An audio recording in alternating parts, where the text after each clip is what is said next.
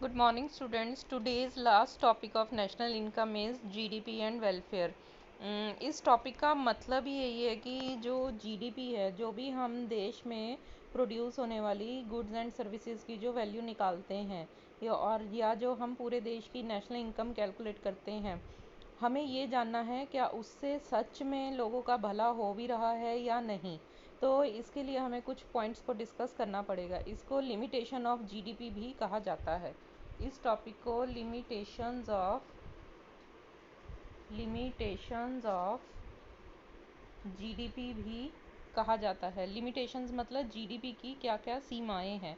सीमाएं मतलब इससे आगे जीडीपी जो है, जो भी नेशनल इनकम कैलकुलेट कर रही है, वो लोगों का भला नहीं कर सकती।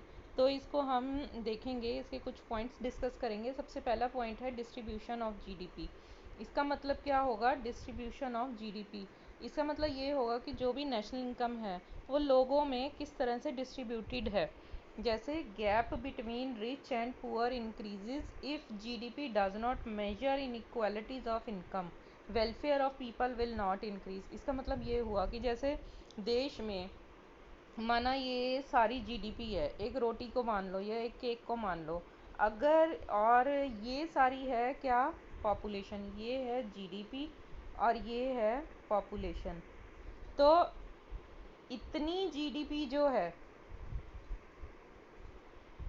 इतने लोगों को मिल रही है, और इतनी सारी जीडीपी देश में इतने थोड़े लोगों को मिल रही है। मतलब बहुत ज़्यादा बड़ा हिस्सा बहुत थोड़े लोगों को मिल रहा है और बहुत छोटा हिस्सा बहुत सारे लोगों में डिस्ट्रीब्यूट हो रहा है।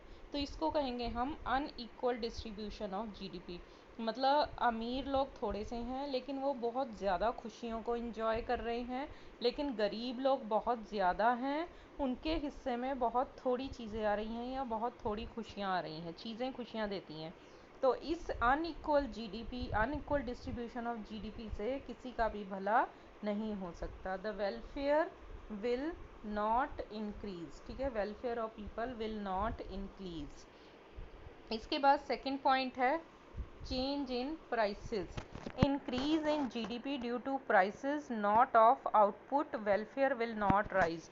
जैसा उस दिन मैंने बताया था, nominal GDP and real GDP. Real GDP जो बताती है कि देश में क्वांटिटी इंक्रीज हो रही है, लोग के पास चीज़ें बढ़ रही हैं, और नॉमिनल जीडीपी बताती है कि प्राइसेस बढ़ रहे हैं। इनकम, नेशनल इनकम दोनों से आएगी। अगर प्राइसेस बढ़ेंगे तो हमें लगेगा कि अगर उन सारे प्राइसेस को जोड़ देंगे तो हमारे पास ज़्यादा वैल्यू इकट्ठी हो जाएगी। ज़्यादा वैल्यू का मतलब हमारी जीडीपी ज़्यादा है। लेकिन अगर क्वांटिटी ज़्यादा होगी तब भी इंक्रीज़ करेगी जीडीपी। तो क्वांटिटी से जब जीडीपी इंक्रीज़ करती है तो उसका मतलब है देश के लोग के पास चीज़ें बढ़ रही हैं। ठीक है, और कीमतें बढ़ने से अगर इनकम बढ़ती है, माना एक डॉक्टर एक दिन के किसी एक पेशेंट को देखने के 100 रुपये ले रहा था, 2 साल के बाद उसने या 1 साल के बाद उसने अपनी फ़ीस बढ़ा के 1000 रुपये कर दी। इससे क्या हुआ? पेशेंट तो वो एक ही देख रहा है लेकिन उसकी इनकम बढ़ के 1000 हो गई है। तो इससे भला किसका हो रहा है? पहले भी एक पेशेंट का भला हो रहा था, अब भी एक पेशेंट का भला हो रहा है। तो दैट इज़ कि जीडीपी के प्राइसेस के कारण बढ़ने से देश में वेलफेयर नहीं होगा। जीडीपी तो बढ़ेगी लेकिन लोगों का भला नहीं होगा। इसके बाद है non monetary exchanges. Non monetary exchanges का मतलब होता है सर्विसेज ऑफ हाउसवाइफ्स। घर में जो महिलाएं रहती हैं, लेडीज़ रहती हैं, जैसे आपकी मदर्स हैं या सिस्टर्स हैं, इसी तरह से kitchen garden output etcetera not included in GDP.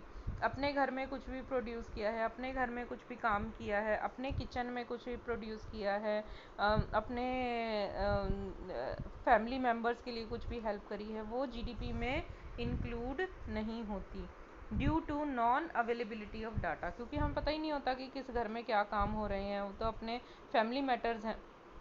इसलिए मान लो कि 100 रुपये की जीडीपी प्रोड्यूस हुई है, अगर इन हाउस होल्ड वर्क्स का भी वैल्यू ऐड करके इसमें जोड़ा जाए तो जीडीपी ज़्यादा एस्टीमेट हो सकती है।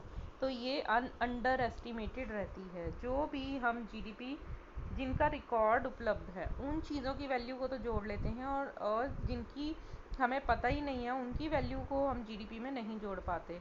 तो इससे क्या होता है, हमारी जो जीडीपी है वो अंडर एस्टिमेटेड रहती है। इसके बाद चौथा पॉइंट है एक्सटर्नैलिटीज़। ये मोस्ट इंपॉर्टेंट पॉइंट है, इसको ध्यान से पढ़ना। एक्सटर्नैलिटीज़ का मतलब होता है संभावनाएं, संभावना, ठीक है, संभावना। इसको, हाँ, स्पेलिंग थोड़ा मिस्टेक हो रही है, देखो, संभावना। एक्सटर्नैलिटीज़, ये वाला एक्सटर्नैलिटीज़, एक्सटर्नैलिटीज़ में अच्छी संभावना भी हो सकती है और बुरी संभावना भी हो सकती है। गुड और bad effect of economic activities, तो अच्छे प्रभाव भी हो सकते हैं और बुरे प्रभाव भी हो सकते हैं। अब नेगेटिव एक्सटर्नैलिटीज़ क्या हो सकती हैं? Pollution reduces welfare. हमें देश में बहुत सारी मेडिकल फैक्ट्रीज चाहिए, मेडिकल मेडिकल या मेडिसिन्स की फैक्ट्रीज चाहिए। मेडिसिन्स तो बहुत ज़रूरी हैं, लेकिन जो मेडिसिन्स की फैक्ट्रीज़ हैं वो उसके केमिकल्स या उसका जो एयर पोल्यूशन है उससे क्या होता है, देश का इन्वायरमेंट ख़राब होता है। और जिससे क्या है, माना हम अगर अभी आजकल देख सकते हो आप लोग कि पोल्यूशन नहीं है तो कुछ बीमारियां जैसे हार्ट डिजीज़ है या फिर आस्थमा टाइप की डिसीज़ हैं, जो लंग्स की डिजीज़ हैं, इन सब में कमी आ रही है, क्योंकि हमें सांस लेने में कोई प्रॉब्लम नहीं हो रही, तो उनके ऊपर किया जाने वाला दवाइयों का खर्चा भी कम हो रहा है। तो पॉल्यूशन क्या है, उससे वेलफेयर कम होता है। तो जो जीडीपी हम प्रोड्यूस कर रहे हैं, माना दवाइयाँ भी प्रोड्यूस कर रहे हैं, तो हम उसी फैक्ट्री से बीमारियाँ भी तो हम ही दे रहे हैं, पॉल्यूशन दे रहे हैं, तो फिर वो जो है दवाइयों के ऊपर खर्चा किया जाएगा पैसा, जो ज़्यादा बीमारियाँ फैलेंगी तो इसलिए इन चीज़ों को कहते हैं नेगेटिव एक्सटर्नैलिटीज़। इसके बाद है पॉजिटिव एक्सटर्नैलिटीज़। पॉजिटिव एक्सटर्नैलिटीज़ का मतलब है जैसे कोई पार्क लगाते हैं, पार्क बनाते हैं, पब्लिक पार्क्स जिसमें हरे भरे पेड़ पौधे लगाते हैं, वो पब्लिक पार्क्स जो हैं वो सबका भला करते हैं। इससे क्या होता है, देश में बीमारियां कम होती हैं और देश की जो रिसोर्सेज हैं वो उनका खर्चा बीमारियों को ठीक करने में कम होता है, तो इससे लोगों का भला होता है। तो पॉजिटिव एक्सटर्नैलिटीज़ जो होती हैं वो जीडीपी में पॉजिटिवली कंट्रीब्यूट करती हैं। बस जीडीपी वही सक्सेसफुल है, चीज़ों का कॉम्बिनेशन, गुड्स एंड सर्विसेज का कॉम्बिनेशन वही अच्छा माना जाता है जिससे लोगों का भला हो। इसके बाद ई पॉइंट है ये पॉपुलेशन ग्रोथ। पॉपुलेशन ग्रोथ का मतलब है if population growth is fast then GDP growth. देश में 100 लोगों के लिए 100 चीज़ें बन रही थी, अभी ये पीपल है और ये क्या है, जीडीपी, गुड्स। 100 लोगों के लिए 100 चीज़ें बन रही थी, अभी क्या है, पीपल हो गए हैं 200, लेकिन जीडीपी इंक्रीज़ हुई है 150, ठीक है। तो इससे क्या होगा कि if population growth is faster than GDP growth, अगर पॉपुलेशन इस जीडीपी से ज़्यादा तेज़ी से बढ़ जाती है, लोगों की संख्या चीज़ों की संख्या से ज़्यादा तेज़ी से बढ़ जाती है, तो इससे will not increase the welfare, इससे भी भला नहीं होगा।